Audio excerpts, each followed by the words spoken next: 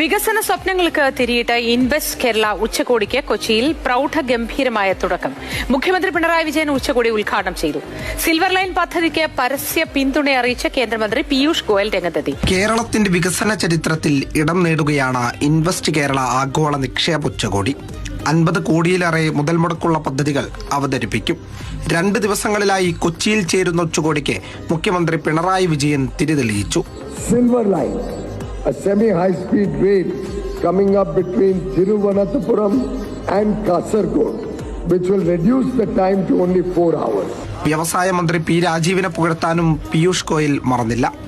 I can say on record that he was one of the finest parliamentarians I have come across in my life. കേരളത്തിൽ നിക്ഷേപിക്കണമെന്ന നിക്ഷേപകരോട് കേന്ദ്രമന്ത്രി നിതിൻ ഗഡ്കരി ആഹ്വാനം ചെയ്തു.